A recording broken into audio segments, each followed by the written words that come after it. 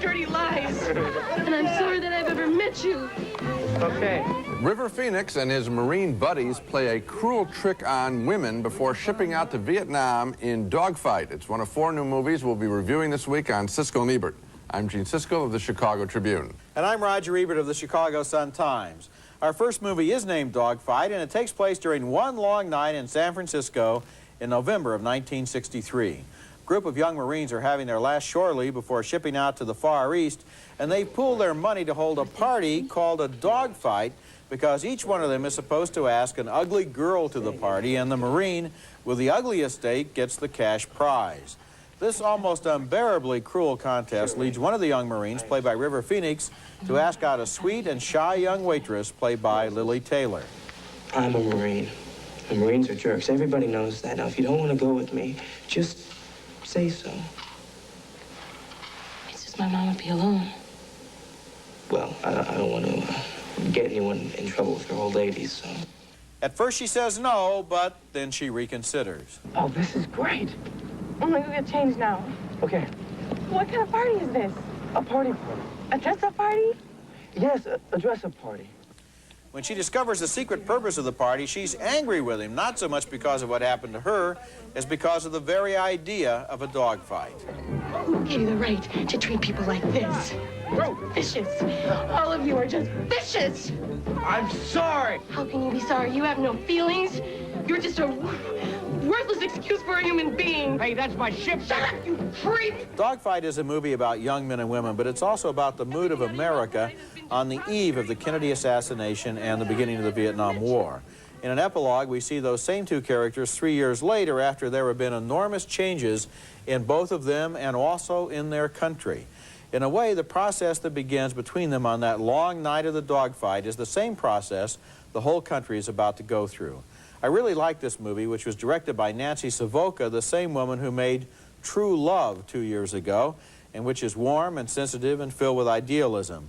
And I greatly admired the performances by Lily Taylor and River Phoenix. Good acting. Well, I think the acting is good. My problem was that I thought that the picture had a sort of logical conclusion when we see him in a shot going off to the off a bridge there. And I thought that we had set up the male-female possibilities of how people can relate to each other pretty well. Then we get things laid out a little bit with a heavy hand involving Vietnam and the Kennedy assassination, and I thought that was sort of routine stuff. And that's only the last 5 minutes of the movie that you're objecting to. Okay, my problem, I'll give you another, a minor thing, but it goes to the heart of this picture.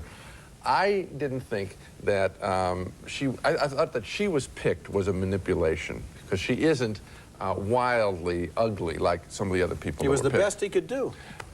Here's another one. Remember when he says to her, I tried to let you get out of it? Yeah. Remember that? There's a mistake in the movie, because remember he tries to ugly her up, if you will, by putting lipstick all over at the same time. He said, we don't really have to go in here, he says. Then he puts it all over her. So the movie's trying to have these are not objections that have anything to do with whether anybody would like this movie or not. These are really nitpicking. No, I don't think they're nitpicking. And as far as your first objection, which I presume was your most important one. Yes, it was. Because the other 2 are completely insignificant.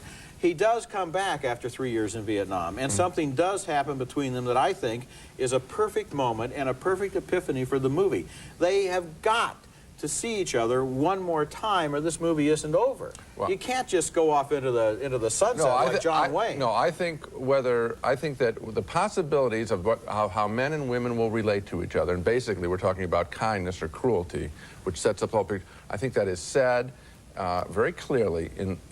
As I said, when he walks off to the bridge. Well, you would rather have an incomplete ending than to have it come full circle. I can fill it in. I'm smart enough. Well, if you're that smart, how come you didn't like the movie? Well, I didn't care for a number of the things that were in the picture. Our next movie is an enjoyable, offbeat romantic comedy called Late for Dinner, about a couple of goofy brothers-in-law who are back in 1962, and they're frozen by a quirky doctor and reawakened in 1991. They're perfectly preserved, except their family and friends don't know where they've been. Here's where they first return to see one of the men's daughters, now grown from a 3-year-old to a mature married woman. I used to give you rides on my back when you were just a little girl. Well, you're too big for that now.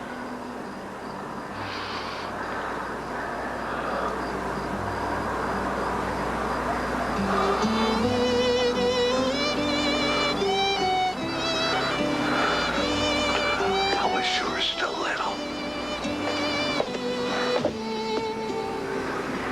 Uncle Frank. That's Brian Wimmer from TV's China Beach as Willie, her father, and Peter Berg plays her blissfully offbeat Uncle Frank. Later, her father summons up the courage to ask her what has happened after all these years to his wife, her mother. She didn't love me anymore. You don't know how long she waited. Late in the film, there is an emotional reunion between the estranged husband and wife. She's well played by Marcia Gay Harden. Remember that funny way that you snore when your nose gets all plugged up? Remember? I'm married. I mean, well, Boss married. I've been married 4 or 5 years. Well, now you're not. Joy, I've run through every life you could ever live coming back here. You know the truth, and I know the truth. We're supposed to be together. Late for Dinner is really 2 good movies. The first half of the film is the introduction of these characters, and it's sort of a rascally modern cowboy movie. Then it turns into a very sweet, time-traveling romance with some of the same appeal as the movie Ghost. And this story has a much quirkier personality thanks to writer Mark Andrus and director W.D. Richter, who also directed the cult hit The Adventures of Buckaroo Banzai, a good film. I like Late for Dinner very much. I agree with you that it's basically 2 movies, and I only like the second movie. I like the second one better. I feel that the gimmickry involved in the cryogenic freezing of these 2 people is really manipulation that comes from outside in order to make the plot happen, and you can't really take it seriously. And then at the end, though, when he does come back, you see, then the conversation that they have and the emotional interchange that takes place is very nice. It is. And very sweet. So are you recommending the picture? That's a close call, but no, I'm not recommending it. But the beginning of the film is so wild. I mean, that you wouldn't expect, you don't expect them to be frozen. Yeah. And then the way they're reawakened, I mean, is well done technically. I don't think so. See, I think the whole first half of the movie, or even more than the first half of the movie, is just a real elaborate setup in order to get a scene. The whole movie is a build-up to one scene, which is what would happen if you met someone that hadn't changed in 29 years, and you were still in love with that person. And you had changed. Yeah, and you would change. That's what the whole movie is about, and that scene does work, but you don't need all the setup mechanism. You could really, I would like to have the setup take place over the titles. Then have the meat, the scene that we like, be the first scene of the movie proper, and then let's have an hour and a half about how they would get along with 29 years in difference in the age of 2 people who originally were the same age. The only thing that I will agree with you on is I wanted the picture to go on longer with them because I liked the way they related at the end of the film. Okay, when we come back, Rambling Rose with Laura Dern is the strange and troubled young girl who comes to live with an offbeat Southern family. You going out in public in those clothes? Mm-hmm. It's a capital letter S. You will adorn our house. You'll give a glow and a shine to these old walls. The year is 1935, and that's Robert Duvall as the patriarch of a big, eccentric Southern family. And that is the moment that's going to change all of their lives as a troubled teenage girl named Rose comes to live with that family. She's played by Laura Dern in Rambling Rose as a woman who has already had some hard times in life, but who fits in well in this big, friendly family, all except for her tendency to be a little too interested in sex. Like my outfit. I made most of it myself. Well, it's very cheerful. Yeah, I have a knack for designing clothes.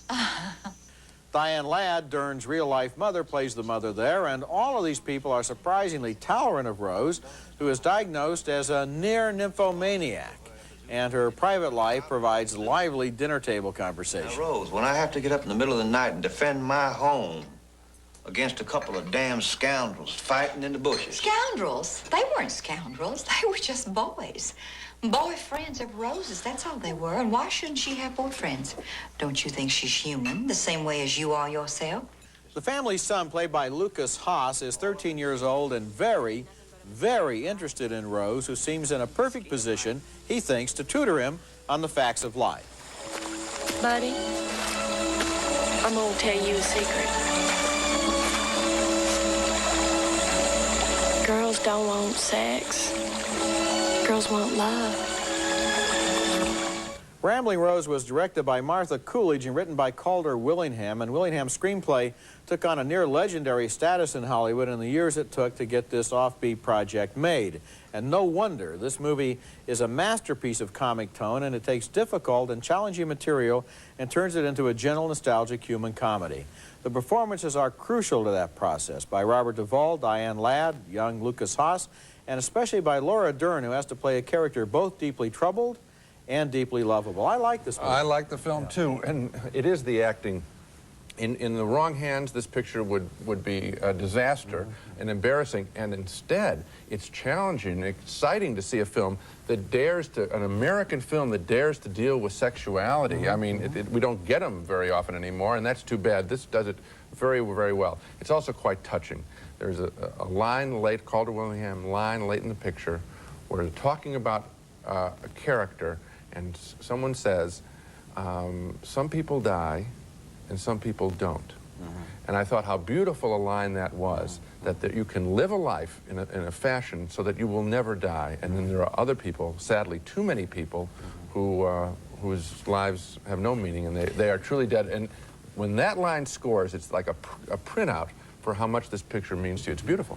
It's a very special film because it deals with material that we've seen before on the stage, in television, the movies, and deals with it in an original way, because this woman does have a very kind of out-of-control sexuality, which everyone in the family understands and deals with in their own way, because they also care for her and care about her.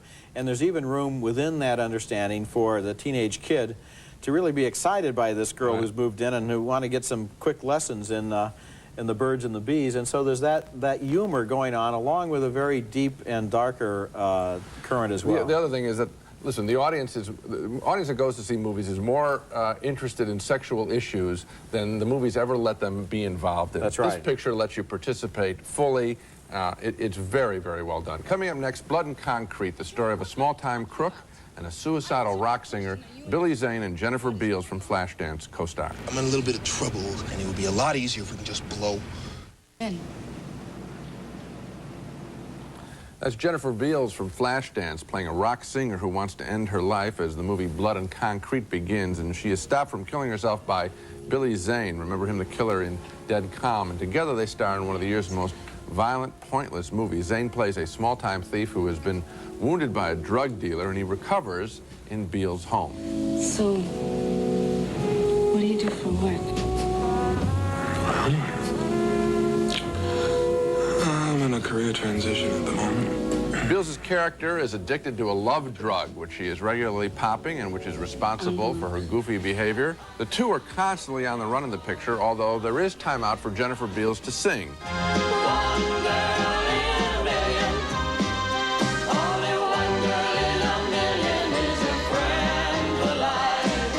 She's okay singing. Unfortunately, she has to get back to the dialogue in this picture. Blood and Concrete tries to borrow elements from terrific and stylish pictures like Sid and Nancy or David Lynch's Wild at Heart, but this is just a miserable mess with wildly overwrought characters just stunting for the cameras. I hate to say it, but I was rooting for these characters to OD and for the movies to end. This is a movie that gave me one of the most unpleasant times I've ever had in a movie theater. It is stupid, it is ugly, it is reprehensible. There is nothing in it of redeeming merit. It's a complete waste of time for the people who made it, and it was certainly a waste of time for me. There's a, I don't know, you wonder what's the cachet of putting on violent, ugly characters. And stupid, too. Yeah. And then to not even handle it in a realistic way, but to try to even weasel out of the violence that's there by pretending that in some way it's supposed to be funny as well. Yeah. Kenneth Branagh's new thriller, Dead Again, recently went to #1 at the American box office, and when we come back, Roger will talk to the British actor and director about acting and directing. His wife, Margaret, and that was their home. Handsome man, wasn't he? Not at all the sort who'd murdered his wife. That's a scene from Kenneth Branagh's Dead Again, a movie that has so much fun dealing with the high style of movie melodrama that is going on my list of the year's best films. Branagh is the boy wonder of the British stage and screen, and his film of Henry V won Oscar nominations in America for Best Director and Actor 2 years ago. An achievement like that at his age inspires inevitable comparisons with another one-time boy wonder. We few We happy few, we band of brothers. When Kenneth Branagh won Oscar nominations at the age of 28 for directing and starring in Henry V, the comparisons to a Hollywood legend began. Just like Orson Welles, Branagh's background was with a theater troupe of his own. Many of his colleagues wound up in Henry V just as Welles brought his Mercury players out to Hollywood for the making of his first film, Citizen Kane. And the two men wound up with the same 2 Academy Award nominations. It's not surprising to find that Branagh is quite a student of Welles. I've read a great deal about Welles because it seems to me that he had this incredible opportunity and, of course, this incredible talent. I do think he's a dyed-in-the-wool genius as far as I'm concerned, but with extraordinary capacity for self-destruct.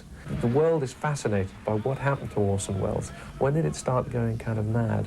In a sense, I looked to it to try and learn lessons of where, not just me, because there are similarities in as much as, you know, one's an actor, director, but on a more general level about what happened. Branagh also says Welles was always fighting the system, battling with studios and moguls, while he thinks times have changed and Hollywood has to be accepted for the business that it is. He had a combative attitude to the money and maybe that was a time in which it was important to have that. This attitude that Welles had, this combative attitude, I think was one of the things that seemed to dissipate his energies. Because obviously if you resist in that way, as fiercely as that, although obviously the desire is to protect your work, I think it took him away from what he was doing, and certainly it created a great deal of resentment on the part of the studios. But your last 2 films have been your own productions. Is this going to be a trend? Well, I've enjoyed it enormously. I would love in the short term just to act in a movie. It would be nice to, you know, walk away after 2 or 3 months instead of 18. But the feeling of finishing something to the pitch that you wanted at, anyway, with all its imperfections on its head, is immensely satisfying. To have gone that kind of route, and particularly in post-production for Dead Again, which was an immensely difficult job to get in balance all the elements of thriller and romance and comedy, suspense, to combine a big score with a theme based on reincarnation, which meant that it was all a little larger than life. Just getting all that in balance was difficult, but at the end, to have done it, at least in a way that satisfied me, was very satisfying, and so I will undoubtedly want to do it again. Dead Again is currently in release around the country. When we come back, our video pick of the week, a long-running documentary by a director who's been following the same people for 28 years. My video pick of the week this week is a little-known movie that is nevertheless on my list of the greatest films of all time for the way it explores the mysterious ways that movies can transcend the passage of time. The name of the film, at least for this go-around, is 28 Up, and it's a documentary by Michael Apted, a British director who first filmed his subjects when they were 7 years old, and then again at ages 14, 21, and 28. And recently, he made in England 35 Up about these characters at the age of 35, but that's not out on video yet. What's fascinating in 28 Up is the way you sometimes feel you're glimpsing the whole lives of these people predicted in their faces when they're still children. When I get married, I'd like to have 2 children. I'm not very children-minded at the moment. I don't know if I ever will be. What do you think about them? Oh, I don't like babies. This movie, which is brand new on video this week, is unlike any other film I've ever seen, and it inspires long conversations after you've viewed it. It is a terrific film, and an American project similar has already been started to follow children through their years, and it is great to see that kind of story. It's a wonderful film and worth renting. Now let's take another look at the movies we reviewed this week. A split decision on Dogfight, the 60s sexual drama that Roger really liked. I had problems with its story, and particularly with its ending. Another split vote on Late for Dinner, the time-traveling romantic comedy. I really enjoyed the mix of fantasy and sweetness. Roger wanted more follow-through. 2 big thumbs up for Ramblin' Rose, the beautifully acted Calder-Willingham story. Laura Dern gives a special performance in a difficult role. And 2 thumbs down, way, way down, for Blood and Concrete, a pointless piece of violence. So Ramblin' Rose is the picture we both really like, and it is very good. I think it's a good picture. That's it for this week. Next week we'll be back with Paradise, starring Melanie Griffith and Don Johnson as a couple overcoming a personal tragedy, and also The Fisher King, starring Robin Williams as a street person who befriends down-and-out Jeff Bridges. That's next week, and until then, the balcony is closed. A-Watch by Armatron, featuring water-resistant straps and metal cases and over 20 fashion designs to match your entire wardrobe. Medals of distinction. That's A-Watch by Armatron, America's watch. Brute. It captures everything that makes a man in one great scent. Brute, the essence of man. Delicious 5-bar snack bars. A great tasting snack that's a great way to get your fiber anytime you want. 5-bar snack bars. High in fiber, big on taste. Rice-A-Roni, the San Francisco treat. Now with 30 flavors. You can serve it every day for a month and never serve the same dish twice.